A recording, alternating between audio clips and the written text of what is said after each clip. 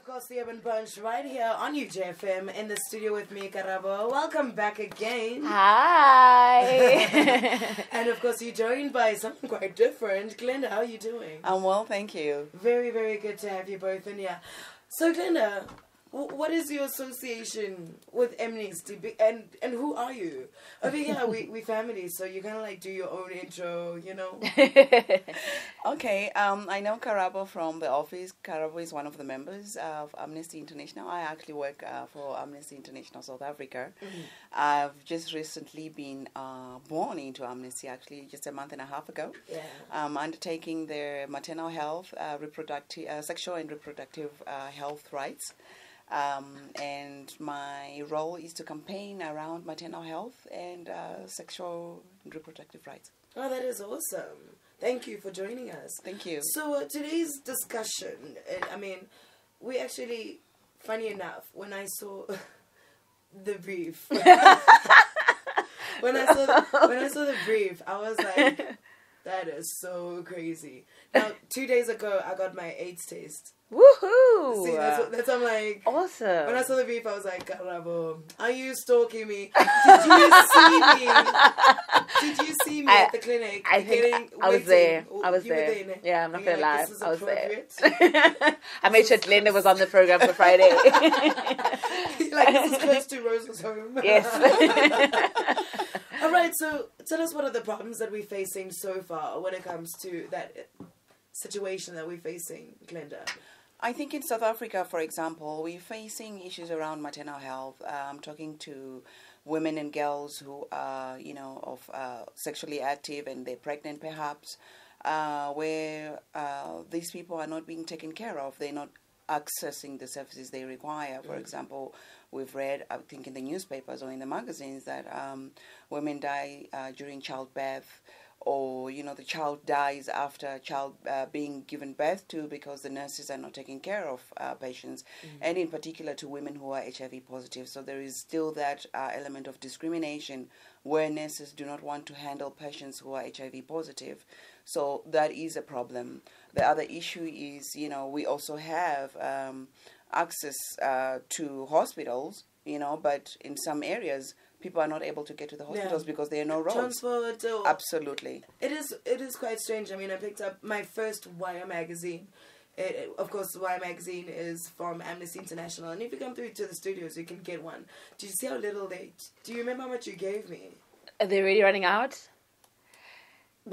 Is that a trick question? I'm just asking, because if you need more, just say, because it's a good thing if people are taking them and leading them. Let's keep this one next week. Okay. Next week is cool. Right. Shem, I don't want homework, boss. I don't like homework. I don't want to give Karabo homework as well. Aww. Why would I make you do something that I don't? It's what I do. It's what I need to do. But I was reading my first issue of Wire magazine, and it was a lady, an old lady, possibly before my mom passed away. I mean, 60, 68, somewhere there kind of lady. And she was pushing Kriva. And the camera literally is behind her. No, it's in front of her where she's pushing the screen, and that's why you can see that she's an older lady. Behind her is mountains and road. And it's like, where do you come from? Where are you going? Water. Little things even. And so imagine healthcare, imagine HIV, imagine getting it's quite a situation that we're facing. And so what are we doing? What are we doing now? Well, what we're doing is Amnesty International South Africa. What we're trying to do is actually inform people through human rights education. You see, people understand maybe sometimes that they have rights. The government has said we're going to provide you with ABCD. Yeah. But being able to access those services, sometimes you're met with discrimination, which you don't know how to deal with. So by us equipping and giving information to people on how they can react to such issues, is being able to know that I have a right. Yes. I have a human right to basic health. I have a human right to have water. It's a human right. And it requires government to be accountable and being able to put those services such that they're functional, because claiming to going to make something work is different. I mean, we have hospitals, but the staffing in the hospitals is absolutely appalling, the services that they give to people. People are not being taken care of. So why do we have nurses who feel that they don't want to take care of people who require the services, for example? Because they have their own social understanding, you know, of I don't want to handle people who are HIV. Most people who are HIV are stigmatized as, you know, maybe they must be prostitutes, they're sluts, they're whatever, you know, they're promiscuous, that's why they got HIV. And that also includes young people. And we're talking about issues where also in a society that people also want young people to be with children when they don't want to. You know, we come in a society that says, you're a young girl, you're not married, what's wrong with you? At least just have a child. The pressure. And what about education, right? Let's think about that. Let's let you think about that. Gonna take a little music break, and of course I'm talking to Glenda as well as Karabo from Amnesty International. Get a YA magazine, become a member, and of course we're still continuing with this.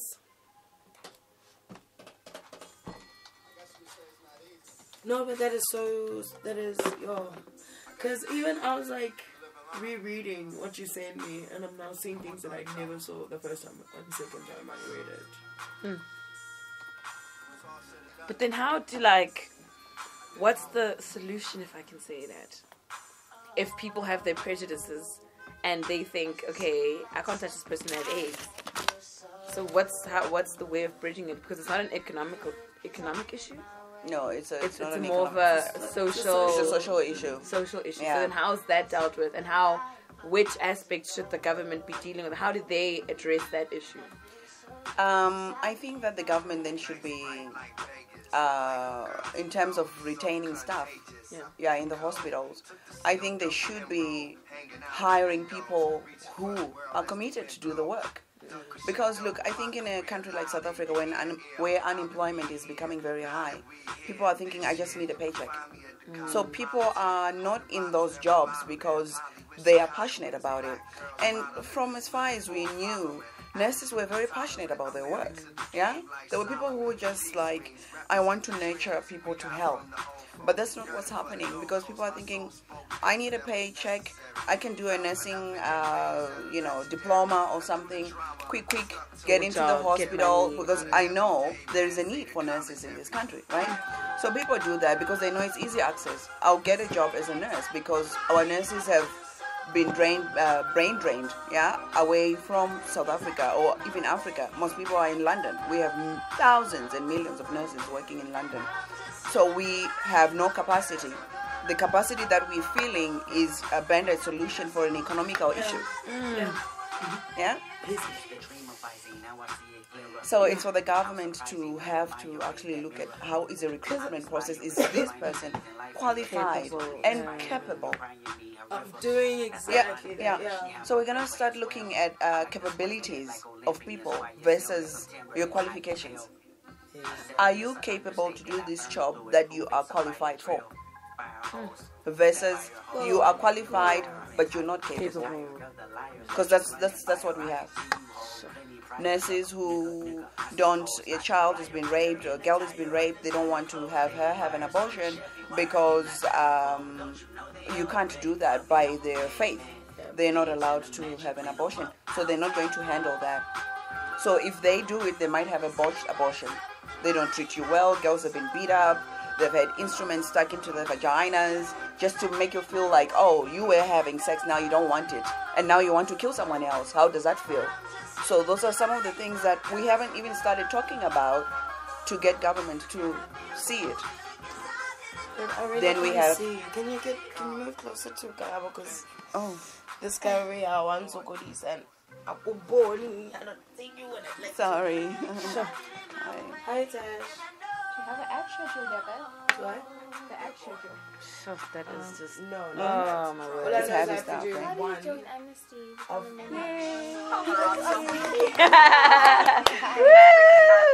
Because I study public management and governance. But like, in UJ, I'm only involved like in ANC, UN, and things like that. It is, of course, UJFM 95.4 beats per minute. Welcome to it. 3 chatting ladies in the studio. Love it. Bravo, Glenda, and of course Mbali, and Mbali, our news compiling there. So, yes, it is a time for us to get into it, ne? Already? Yes. Sure. You're talking to me. 12 a.m. with Rose on the Urban Branch. Every weekdays from 9 to 12 a.m. only on UJFM.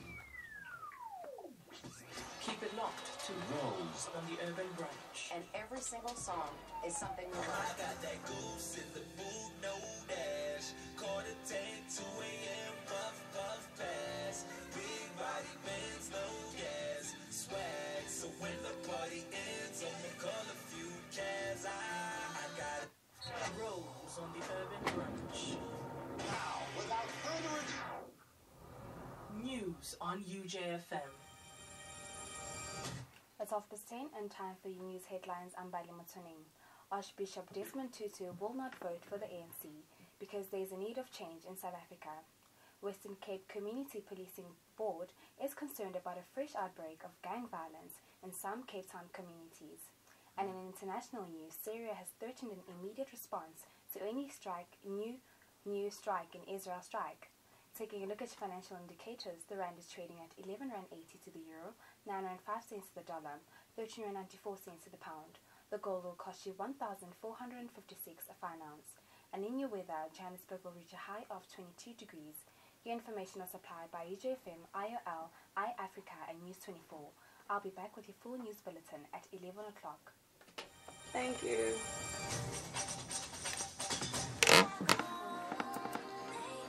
Alright, continue, ladies. Yes. Well, we gave brochures. I gave Rose a couple of brochures. The membership forms in there, and then you just need to pay 80 rand, and then you're host. And then What happens from then? and then you get involved in things that happen.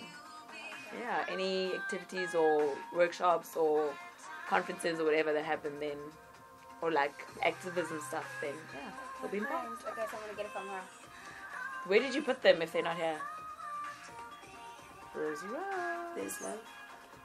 The membership forms that we brought last week. They're on the table. Oh, there. Okay, yeah, just take one and then. Post that. Yay! One down. Another member. Yeah. I love Amnesty. It's like.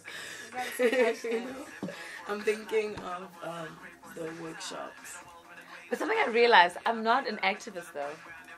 Like, I'm more the legal side and the sitting down and getting it done kind of person. In the back of that. Yeah. I don't okay, I'm not sure I see myself like, yay, go human rights. Like, I believe in human rights. Like, I'm like, whoa, passion, fight till the death, fight till the end, even against all odds, even against the, the opponents and the competing rights and whatever. But I will stand and fight on the legal side and the, I'm like, wow, I believe in people are activists. Like, they have such a passion, and I'm like, wow, me and them together is like, whoa, teamwork. It's like, wow, It's funny you should say, like, everybody has, like, their own thing that they... Exactly. Everyone brings their own thing to the table. Yeah. But when they do, it's like magic, bruh. So it's like, take killer. this and take that. You won't get us down. It is from all angles, and it's just really like... I know. I mean, I'm going to ask you the questions that in the brief, and then play around with it, and then we can flow from there. But yes, those questions that you're saying. Alright. Is that what I sent you? Yeah. Okay, cool. And then also the ARV discussion about the... But you really sort of mentioned that. But you said you wanted to talk about it. Yeah, I could talk about that. Okay. Yeah.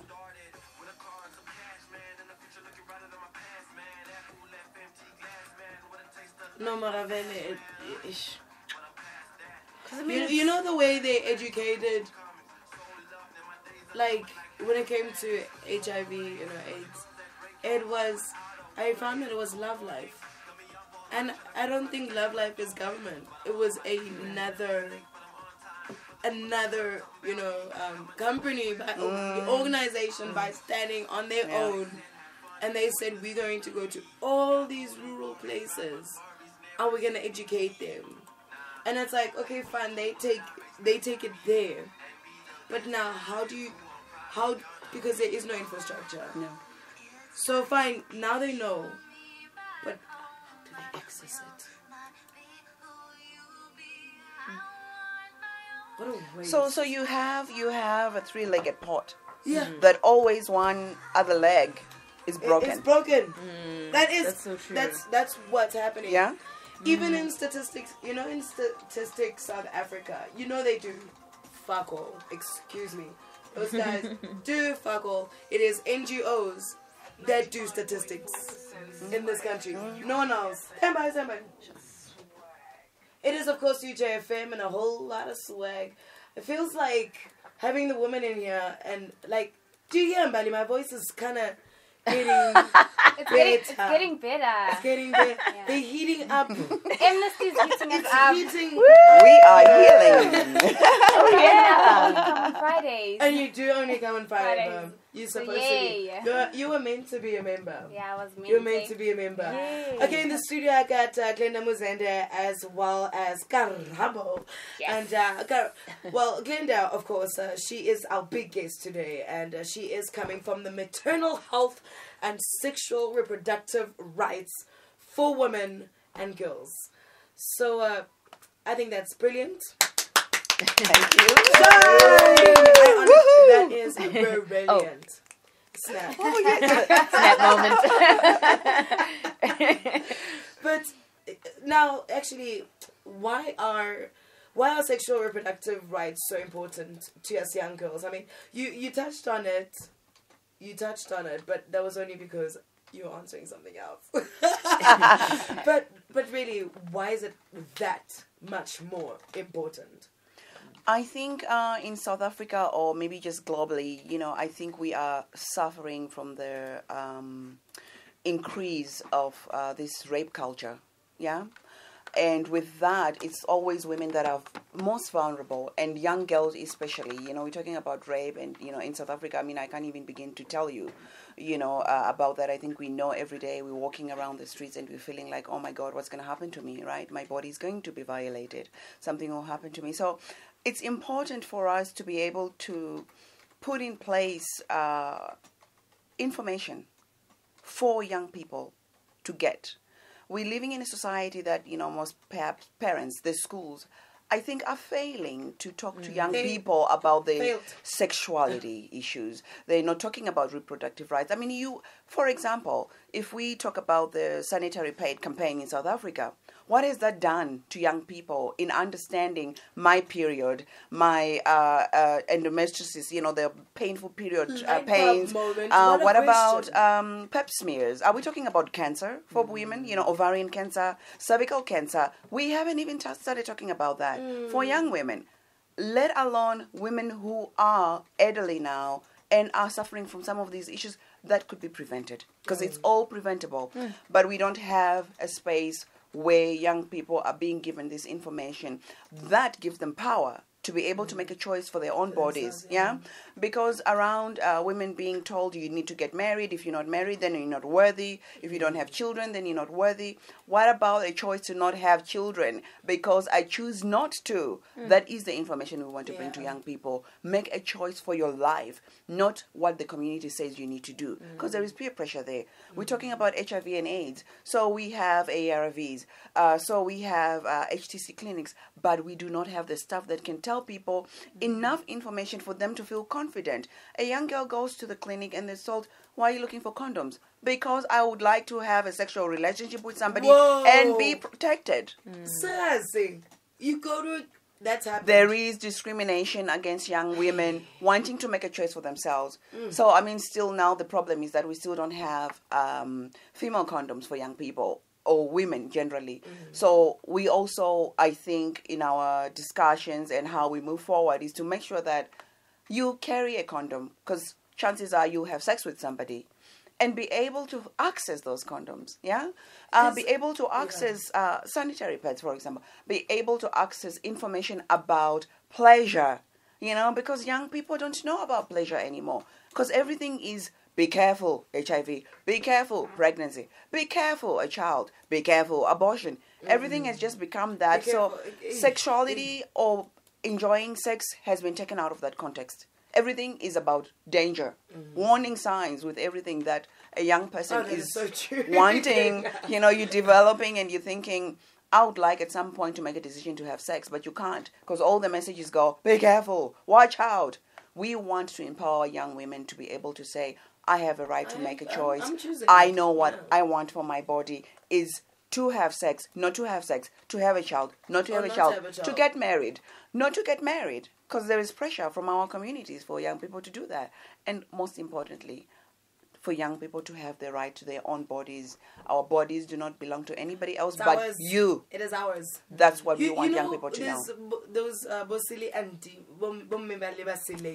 they just silly. They silly. Okay, and they've got this thing where it's like, how old are you, baby? Do you have a child? No. Why? Wait, are you going to help me put that child in school? Are you going to help me raise that child? Are you gonna help me? I mean, it's a simple. It's not a toy. A baby also has rights. When your baby or that baby comes into this world, just like you, darling, they have rights too. They need to and be people taken don't care get of. that. Yeah. Yeah. Until you're high, man. So who deal now? You can't. When are you getting married? What if I don't want to get married? Yeah.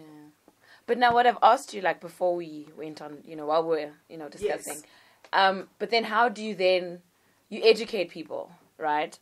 You tell them that, okay, these are your rights, blah, blah, blah, but how do you change someone's mindset? How do you get people to understand past the human rights, past the, financial side of things, like, whatever financial To issues get them might to come change their about, but mind. how do you get people to understand that, listen, interact with me relationally as a person. Forget that, you're an older woman or you have such a background or you have such a history. And in your history, this is what you know. Be open-minded. How do you get people to be open-minded to these things? And I think as South Africa, this is what we struggle with. This is what we struggle with since 94. Because yes, we have freedom. Yes, we have all of this. But we can't even contextualize it because it's such a problem. People can't even think, yes, you have rights. You have freedom. And freedom means you have a right to make a choice, but you have freedom, but now freedom doesn't mean anything if there's such a social stigma to act and think and do things a certain way. Yeah. How do you change that? Well, Karabo, it's incredible that we want to change, we want change, but it's also very difficult to try to get people who are so used to a particular set of rules that are put within any institution. I mean, we have the church, we have the schools, and then we have the government, yeah? And we also are living in a society. So all of that, what we're hoping to do is, through the campaigns, we're hoping that we can actually reenact the issues that are actually happening in communities, go to the particular communities that we're targeting and be able to say, what is your problem? And be able to reenact it through, poetry. People are strong with poetry. Glenn, you just made the back of my hair stand up. Through, theater, art. through drawings, if that's what Yes. people do. Yes. To be able to say, I want to impart this information to you, to know you understand are it. Yeah. a person with a right and you have the right. And when we talk about freedom outside of ourselves, I think it must start from here. Yeah. You've got to feel free for you to Before. actually go Otherwise, within. you're gonna imprison someone else because you can't encapsulate You're that not free. freedom. Because you're not free. Absolutely. Yes. So you want them Absolutely. to be imprisoned by your views and no, this is where And it you know starts. what? And this is You know where when it you is. actually mentioned there, Glenda, you've got your art and you've got your theatre. We're living in a society where we're very influenced with what we feel we like. You know what I mean? So as to what we've been seeing on television, where young boys are raping these young little girls, and eventually there's a discussion of where did this come from, and then they say no, it was this, it was that. Everyone has their views. They see but it. when you actually talk to the boys themselves, they'll say, I saw it on TV and it looked like those people were having fun, and I wanted to try it out with my baby sister. That's Do true. you see how simple and innocent that child still is, despite the atrocity that you're seeing on the news and all that? Information. It's very simple. We just need to get the information out there. We get that information there. I truly see the theatre. If we could get a producer, somebody, a writer that could come up with something that is so personal on stage, and such a guy as Owen Nanzar, and he had to leave this country. You know, it's literally, you see it, you feel that, you cry, you're like, but wait a second, I never saw it like that, but it touches you on the inside, and that is information transferred, and you will not see it the same way ever again. Absolutely, absolutely. I think we have a young group of people that we work with at Amnesty. Which Most was of my us, next our question. members. How can young women help? How can Young we get women, young we girls need young involved? women who are vocal. We need young women who are radical. Yes. We need to make change, and change begins with you. And I think young people need to come out, because people don't see young people, because it's the young people who feel, oh, my parents will say this will happen. I think we need to see these young people taking center stage and saying, this is my right, and taking that back into their community. You know, let's not do it on stage and leave it there. Let's take it back into our community and start educating slowly our brothers, our sisters, our cousins, our grandmothers, that things have changed. We are free in this country, but maybe freedom came before we could understand what that What it really means. means. Yeah. So now let's break it down and say, when we say freedom, it's from within, as me as a person. It's a space I occupy. It's a choice that I make, and be able to give that information in bite sizes. Because the Constitution trying to take it down, you know, break it down now, people are thinking, what are you talking about? That does not mean anything to me. So let's break it down in action. Let's break it down in the voices of people that people understand. I think I know what they're doing. I can see what they mean. And people can take it back into their communities. And that's why we want to continue to have members who come into Amnesty. We're educating them. They are taking these messages back into the community in bite-sized pieces, so that people can actually say, you know what, I didn't know that because we have a constitution that says I have access to health, I do not have to be discriminated because I'm HIV positive. I didn't know that I'm a girl in this country looking for a health service to ask about my reproductive rights. I mean, we have reproductive rights. We, you know, as young people, going to ask, I'm trying to find out how my body functions. I would like to have sex with somebody. Is it true that if I have sex with a boy today and I stand up too quickly, I'll not get pregnant? Of course it's false. So that information needs to get out to people. Where does that come from? These are discussions we have with young people, and they tell you, I asked my grandmother, I asked my aunt, I asked this guy, this boy told me, no, don't worry, I'll have sex with you, we don't have to use condoms, because you just get up after we've had sex and everything will fall out. That's rubbish. But people believe that. And we need our health services persons to tell young people, you need to use a condom. If you are asexual, you need to know that your body is in order. We go for pap smears. Where's the drive around that? That we need to know that young people are fine down there. My vagina needs to be checked. I move around with it. It smells funny sometimes. Do I know what's wrong with it? So where is that in talking to young girls and saying, this is what happens to your body. This is what happens when you're menstruating. This is what you need. You can't just give pads and just go use it for something when you bleed. You know what I'm saying? So those are some of the things that we want young girls to be able to say, I identify with my body. I know my body. And I need this information from these places. And we want government to be accountable. That's why when we equip these young people to know what they need to do, when we equip young women or women who are HIV positive, they will go to the Departments of Health, Department of Transport, and demand that they want to have transport to be taken to the hospitals, so that we don't have women dying at home from hemorrhaging when they're pregnant because they have not been able to be serviced to give birth properly, so that a child is taken care of after birth and not just put somewhere with no health care. That's what this country is about, isn't it? I mean, Sierra Leone is doing so well in terms of taking child mortality down. Really? We are increasing in South Africa when we're economically viable. What's happening with that? It just doesn't make sense to me. Glenda, Yeah. we're gonna talk in a moment. Like, wow. Listen to the song. Oh, Daughters. By Mr. Nazi Nas. Oh, yeah. For my brothers with daughters, I call this.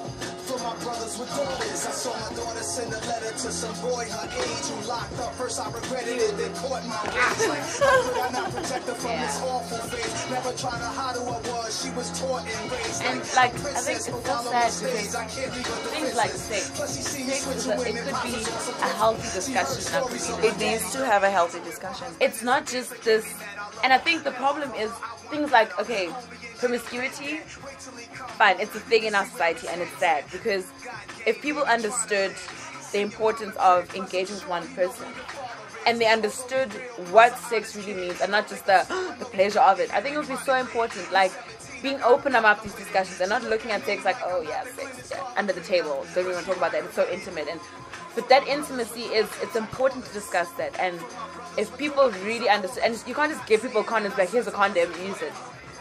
Understand, that, okay, you use a condom, these are the implications, this is what's going to happen, this is, you're protected as a woman, you're protected as a guy, but it's so important to just educate more than just give. When you give condoms, it doesn't mean anything to anyone. It's like giving a child 100 rand and hoping that they'll know what to do with it. No, it's valuable. Like 100 rand is valuable. Simba chips. Exactly. And when their teeth rot and their teeth fall out and they have health problems, you wonder, how did you not know that, sweets would make your teeth rot? And it's like, no one told me.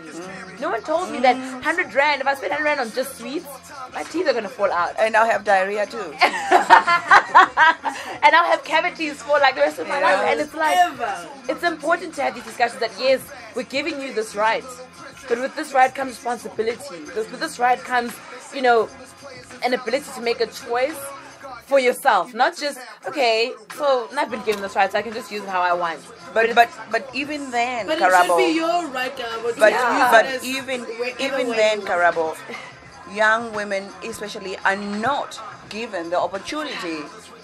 I mean, I'll tell you, I was reading a research document. In 40 seconds. Okay. I was reading a research document that says this woman, in fact, could not give this boy that came to the clinic to ask for condoms. Because he said, I'm thinking about, and and the woman said, oh, okay. The woman nurse gave the condoms to the security guard to give to the boy. How does he know how to use Can we it? talk about that? It is Nazo Daughters on UJFM, 95.4 beats per minute.